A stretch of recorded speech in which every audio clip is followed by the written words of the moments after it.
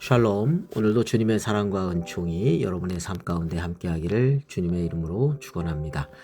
오늘 우리가 함께 묵상하실 말씀은 마태복음 21장 28절부터 32절까지 말씀이 되겠습니다. 네, 오늘 본문에 두 아들에 대한 예수님의 말씀이 나옵니다. 어떤 사람에게 두 아들이 있었습니다. 첫째 아들은 아버지의 명령에 가겠나이다 라고 즉각 대답했지만 실제로는 포도원에 들어가지 않았습니다. 자, 이것은 입술로는 하나님을 공경하지만 행함이 없는 자들을 상징합니다.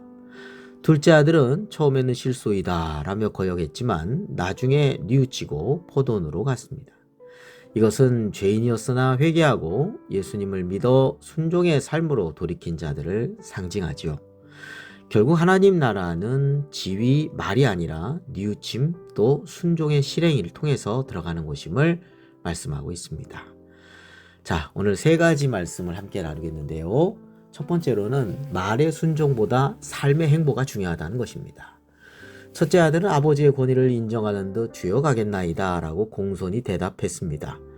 그러나 그의 발걸음은 포도원을 향하지 않았죠. 반면 둘째 아들은 처음엔 무례하게 거절했으나 결국 행동으로 옮겼습니다. 하나님께서 찾으시는 사람은 유창한 대답을 하는 자가 아니라 부족하더라도 결국 사명의 자리로 발을 들이는 사람이라고 할 것입니다. 자, 우리가 기도할 때 또 예배 드릴 때 아멘 또 예 주님 이렇게 고백을 하죠. 하지만 성전을 나선 뒤에 우리의 발걸음이 어디로 향하고 있는가 라고 하는 것입니다. 주님은 우리의 어떤 화려한 고백보다 투박한 순종의 발걸음을 기다리십니다. 두 번째로 회개는 잘못된 대답을 바른 행동으로 고치는 것입니다. 둘째 아들은 처음에 실소이다 라고 말했습니다. 이것은 명백한 불순종이고 죄입니다. 그러나 그는 뉘우치고 나중에 이제 갔지요. 진정한 회개는 단순히 마음의 가책을 느끼는 데서 멈추는 것이 아니라 잘못된 방향을 꺾어서 아버지의 뜻이 있는 포도원으로 들어가는 구체적인 변화라 할 것입니다. 예라고 대답하고도 가지 않은 첫째 아들의 교만보다 아니요 라고 했더라도 돌이켜 순종하는 둘째 아들의 겸손이 천국에 더 가깝습니다. 주님 앞에서는 언제든 돌이킬 기회가 있다는 것을 우리는 기억하며 주님께 더 가까이 나아가야 되겠습니다. 세 번째로는 뉘우치지 않는 완악함이 구원의 걸림돌이라는 것이죠.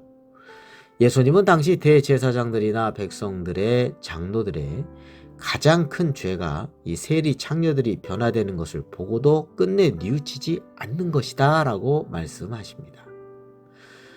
이 둘째 아들 같은 자들이 회개하고 주님께 돌아오는 기적을 목격하면서도 여기서 둘째 아들은 본문에선 세리와 창녀라고 나와 있죠. 근데도 정작 이 첫째 아들 대제사장들과 백성들의 장로들을 의미하죠. 이 첫째 아들은 자신의 의로움에 갇혀서 마음을 닫았다는 것입니다. 신앙생활을 오래 할수록 조심해야 할 것이 나는 이미 잘하고 있다 라고 하는 착각입니다.